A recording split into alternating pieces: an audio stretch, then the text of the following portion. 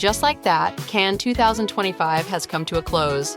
The stars have packed up and left the Croisette, some with awards in hand like Jafar Panahi, whose film It Was Just an Accident took home the prestigious Palme d'Or. But let's be honest, it wasn't just about the films. The fashion, it delivered. The closing ceremony felt like the perfect grand finale after 12 days of jaw-dropping red carpet style. And honestly, I'm still thinking about some of those unforgettable looks. Let's start with Cate Blanchett, shall we? At the closing ceremony, she totally nailed it in a custom black halter neck gown by Louis Vuitton. It looked simple at first, but the lace-frilled scarf detail made from repurposed fabric took it to another level. Chic, sustainable, and effortlessly elegant. Cate reminded us why she's a red carpet legend with that look. Now switch gears to Elle Fanning. Honestly, she looked like she wandered straight out of a fairy tale. Her pale blue tulle gown gave off dreamy ballet core vibes, and those off-the-shoulder sleeves, perfection. The little black ribbon at the waist added just the right touch of vintage charm. Simone Ashley brought the heat in a sleek, bold red gown. Tailored to perfection with pockets and paired with a sculptural necklace, she oozed confidence. If I'm being picky, the red-on-red carpet moment didn't exactly make the dress stand out as much. But honestly, she owned that look so completely, I barely even noticed. Then there was Jane Fonda, who proved once again that timeless style knows no age. She wore an ivory gown with a bejeweled top that sparkled under the can lights. Her silver curls and graceful presence turned heads and reminded us all that elegance never goes out of fashion.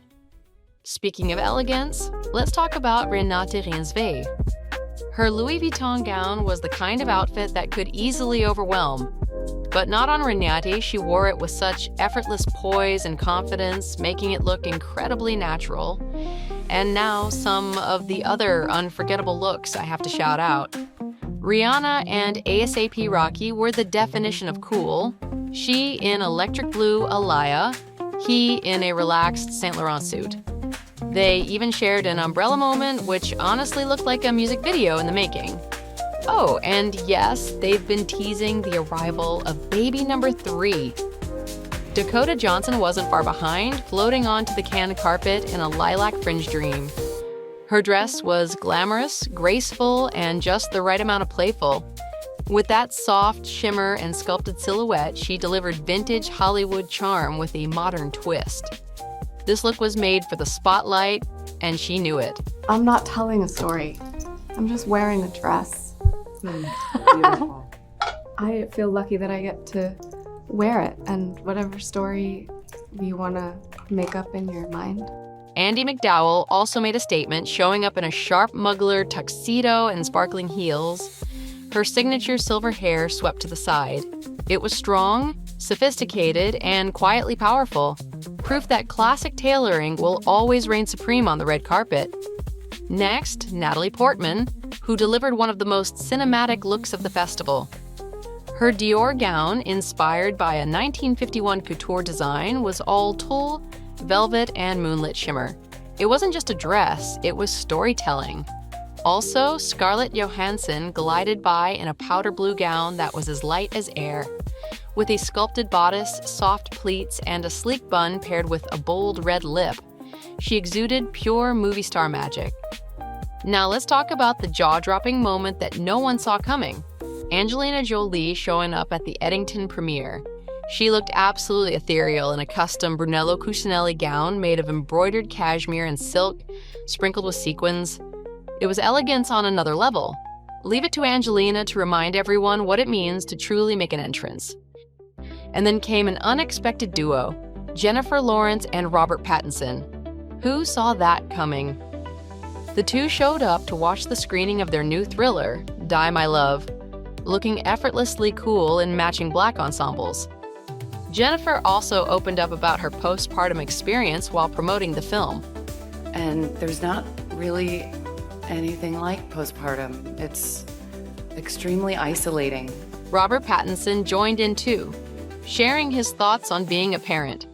I think in the most unexpected ways, having a baby gives you the biggest trove of energy and inspiration afterwards. For Jennifer, this marks her first leading role at Cannes, and judging by the buzz, it's a big moment.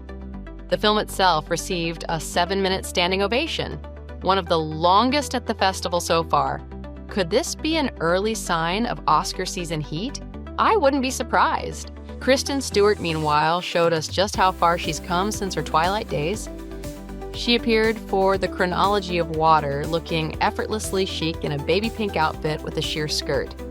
It was soft, edgy, and just gorgeous. Diane Kruger brought sunshine to the carpet in a floaty yellow ensemble with a bold black bow for the Amram photo call. The look was playful, yet polished, and definitely one of the standout styles of the festival. And let's not forget Julia Garner. She rocked a fringed dress that swayed with every step and made sure all eyes were on her. Stylish, striking, and totally Cannes-worth. Bella Hadid stepped out in a slinky, elegant Saint Laurent gown that whispered, "I own this carpet," without raising its voice. The black dress hugged her frame like a love letter from the designer, and paired with Chopard jewels, divine. Bella doesn't just walk red carpets. She floats. Is this not the cutest thing you've ever seen? Quentin Tarantino and his wife Daniela Pick arrived fashionably late, posed like prom royalty, and giggled like they were on a first date. Daniela's sleek strapless look, the diamonds, that giant ring, perfection. And Quentin? He looked like the proudest husband alive. Cannes loves a couple moment, and this one was golden. Juliette Binoche wore an off-white Dior haute couture ensemble that was pure architectural poetry. The silk crepe top wrapped around her head and flowed into a soft train, dramatic, serene, unforgettable. The only tragedy? She was boxed in by other jury members. Dior needs space, darling. Still, Binoche gave us a moment, and Chopard jewels were the final exclamation point. But not every look was a hit this year. So now, it's time to check out some of the biggest fashion misses from Cannes 2025. And before we dive in, let's be clear, there were rules.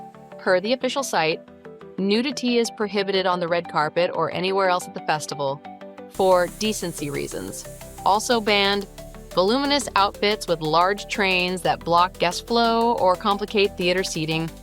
And yes, they were very specific. Shoes had to be elegant, no sneakers. Now, with all that in place, you'd think people would follow the rules, right? Wrong. Some of these looks broke more codes than a Tom Cruise stunt sequence. So buckle up, fashion lovers. Here come the worst dressed stars at Cannes 2025. And if you think I'm being harsh, hey, I don't make the rules. I just read the dress code. Tell me in the comments, do you agree with my picks, or did I commit a fashion faux pas?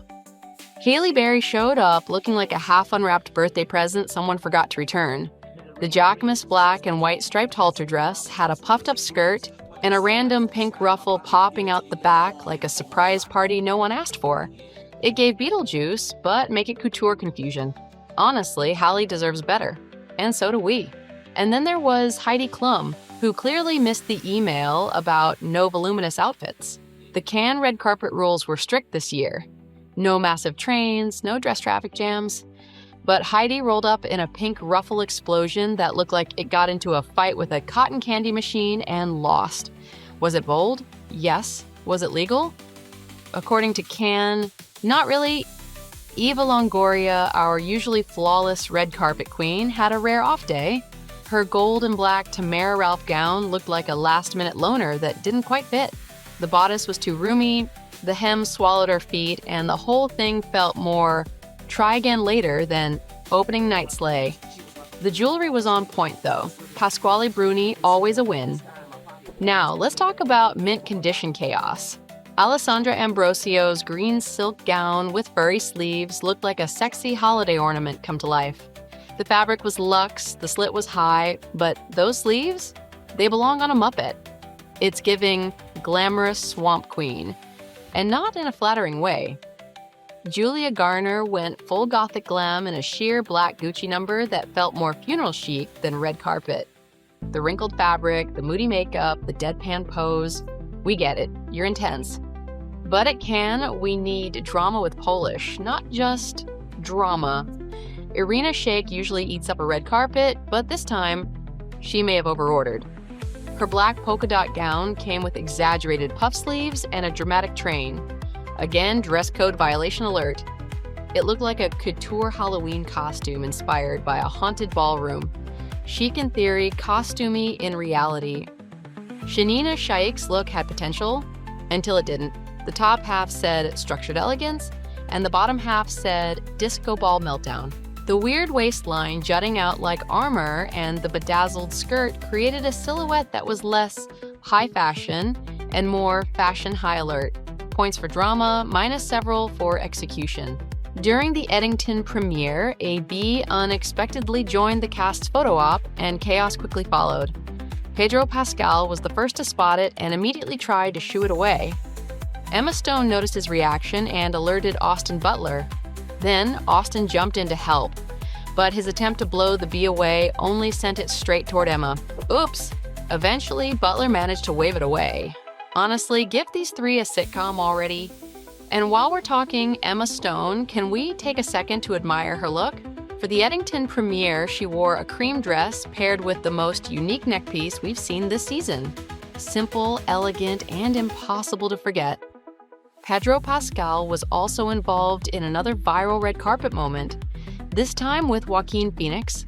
While posing for photos, Joaquin raised his hand in a casual wave, but it was a little too straight and high, close enough that it could have been mistaken for a certain infamous salute from a certain German party.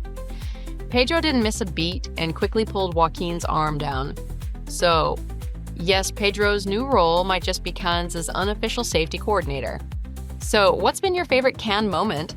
And which movie are you most excited to see? Let me know, I'm all ears.